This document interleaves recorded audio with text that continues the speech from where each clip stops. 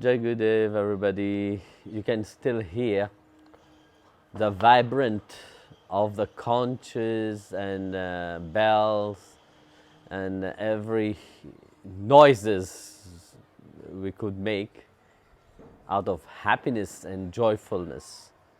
This is how the curfew is here in India.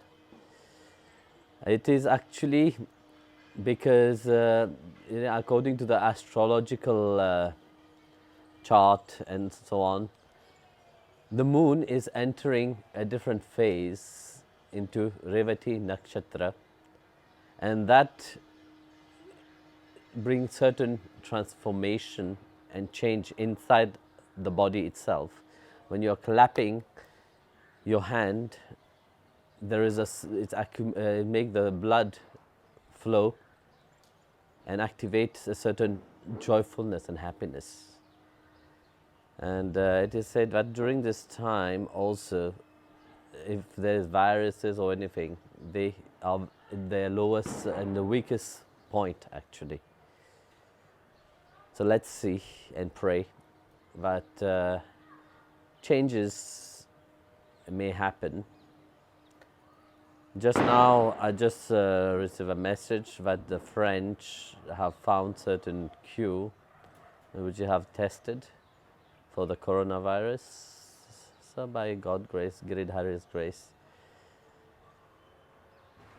the world will come again back to normality. And it has been nice, really. Being quiet. Here is Vrindavan, you hear. Everywhere you can hear the vibration, the noises. So, let's see the question. Samiravati. Jai Gurudev Guruji, how to accept fully that we don't have an externally close relationship with the Guru, and how to develop an inner, strong and deep relationship with you inside our hearts? Actually, you see, to have an external relationship with the Guru and be close to the Guru, one must have firstly the capacity of handling the Guru. Don't think that it is easy to be close to the Master, because more close you are to the Master, there's a complete, how you call it, you have to be really strong in yourself, because very often you will see people very close to the Guru, but only people who can handle the Guru are close to the Guru. If somebody is not can't handle the Guru, it can be also very traumatizing, because the energy of the Guru and what the Guru is saying, it have to be followed very strictly. So that's why Guru keep only those who can handle. Like yesterday I was saying, Arjun asking Lord Krishna to reveal his cosmic form, but he said also, only if you see that I am worthy, if I can handle that. The same thing, you see, to handle the Guru once a while, it's fine, it's easy. But to continuously being in the proximity of the Guru, one can't handle it. So that's why those who can handle it, the Guru keep them close to. But those who can't, the best way is to follow the teaching of the Guru and find the Guru guidance inwardly. And that also, please don't go in, when I'm saying finding the guidance inwardly, that doesn't mean that you have to go into fantasy. Because very often, people start fantasizing, creating things in their mind, and start believing into that things. So then they go a bit cuckoo in their head, and they like to tell people stories, you see. So please be aware of that also in your life, that whatever you experience of the inner Guru, it have to be what the Guru said. That's why it is very important to study and really absorb your mind and intellect into the teaching of the Guru. Knows which language the Guru speak. And if your inner self is speaking the same language, then listen to that. But if you see that your inner self is speaking a different language which the Guru is speaking, don't listen. Then it is the mind talking to you. Guruji, even if we have been with you for some time and we know ultimately what we want is something other than this world, often I experience feelings of indifference because I don't want this world, but also the spiritual path is hard. Is discipline the only way to overcome this? Well, you see, the spiritual path is not an easy path. It's not meant for everybody. Everybody are called to be spiritual, but only few really can connect to it. Because when you go on the spiritual path, there is certain discipline which you have to put towards yourself. You know, it's not about the master running behind you and telling you what you have to do, what you have to change continuously. No, it is certain self-discipline. Like, for example, practice your sadhana. The Guru have said to practice the sadhana, one have to practice one sadhana. Yeah. One have to put that discipline towards oneself. If you put that discipline towards yourself, you will see that everything will be flowing in a very smooth way. But if you put pressure upon yourself, then it becomes difficult. So the spiritual path is a very easy path, you know, and at the same time very difficult, because it is easy when you hug it and really take it, you know, then it becomes very easy. But if you find it like, oh my goodness, I have to do my sadhana now, I have to do my kriya now, you put your own brakes, you know, and then it becomes difficult, because you're not doing it out of love, you're not doing it out of happiness, you're not doing it out of joy. Because you see, whatever you do out of joy become very easy, and whatever you do out of necessity, it becomes difficult. At the beginning, of course, you have to force yourself, because it's not your routine, it's not your normal way of functioning. Of course, you have to force yourself, but don't get discouraged. You know, you will see that your spiritual path have long time been destined for you, because you will never go on the spiritual path if you are not meant to be on that spiritual path. So embrace it and try to do, even if you do little, but try to do it with joy and happiness. Guruji, why do the rich, powerful and corrupt survive and the poor, honest man has difficulty in surviving? I've often observed this. Is it because of past karmas? Look, one thing is that one may be surviving, you know, in whatever ways, you know. I would not say only the rich survive and the poor don't survive. You know, when you see the people, very often the rich are running towards something delusional. They don't know what they are looking for really, because they think that by having money, by having everything, they can control everything, which is not true. Because that happiness, you know, it's not being rich or poor. It's equally given to those who truly long for it, those whose mind is fully absorbed into that. You know, they will find this happiness. So we can't say only rich people are happy. I know many rich people who are not happy. They don't even know what they are looking for. And I know many poor people which is really happy and content with what they have.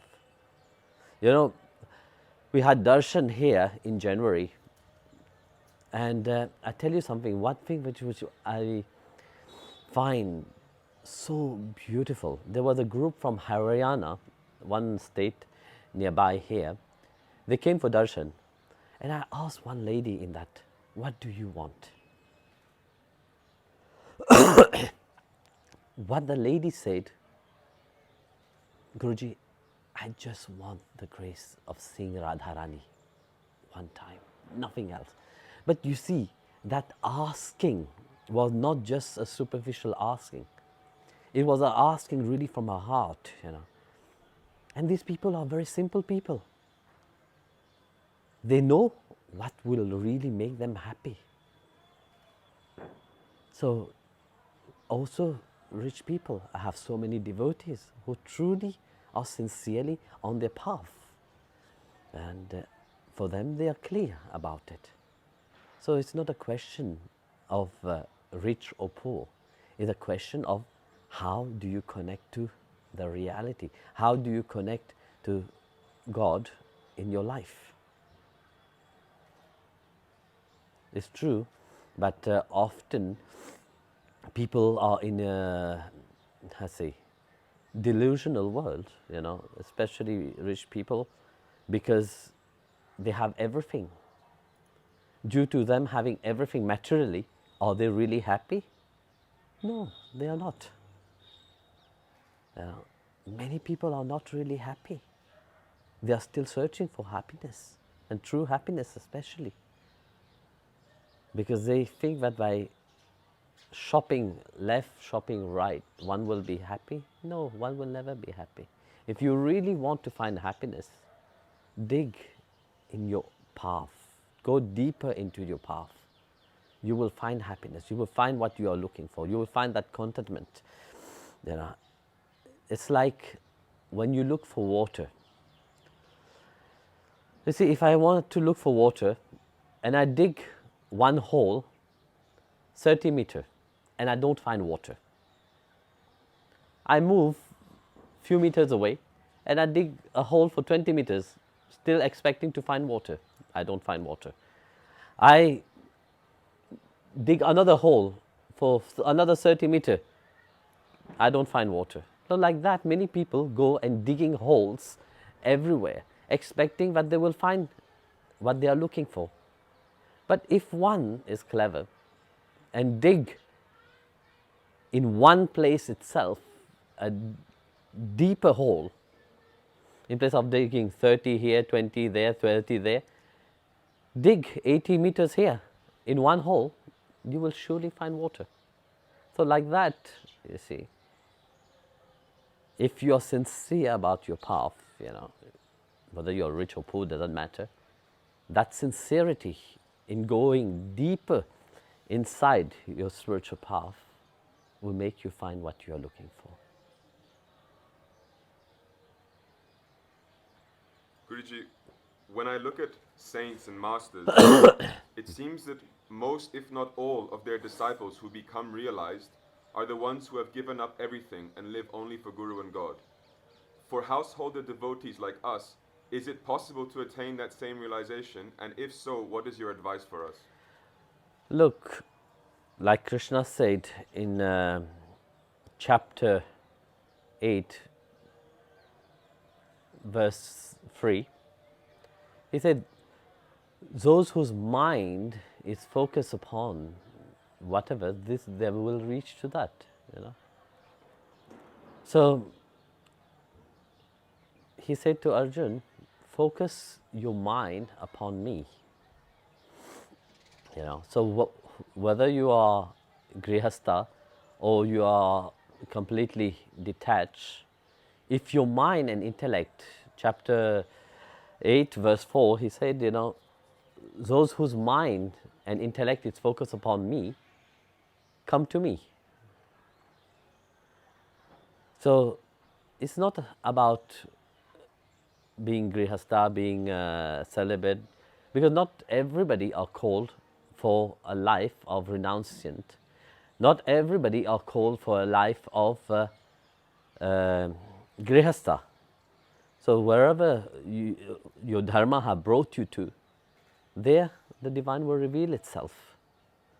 So how much you are focusing upon, let's say, there is many who put a gown of a sannyas but the mind is fully absorbed into the material world. They are fully a businessman. Do you think they will attain the grace of the Lord? Do you think they will attain Him? No, they will not. There is many grihastha, when they have finished their life, other grihastha, they take the time to devote their life completely to the service of the Lord. How many in the traveling we see like that? But grihastha is not throughout life itself, you see. There's a time where you come to a point that, look, I feel I'm being called to devote my life. So then it has also happened. There are so many saints who have been married, and even in their marriage itself, you see, they have fully dedicated their life to their beloved Lord. Sorry. Take Tukaram, for example. Tukaram was never he was not a sannyas. He was fully into his marriage. He had children, everything. But his mind was fully absorbed in Vitthal. There was not a single time but his mind was not absorbed in Vittala. So like that you will see many saints, you see. Namdev, he was married. But his mind was fully absorbed into the beloved Krishna. So wherever you are, in whatever part of life you have taken, whether it's grihastha or sannyas, how much you're building your relationship to God, that's what is the most important thing.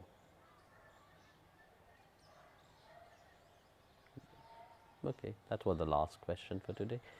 Jai Gurudev, everybody, and I hope you're all fine wherever you are. And today I just hear just now in Croatia there is a big earthquake. My prayer and love goes to all the Croatian devotee and all the people in Croatia. And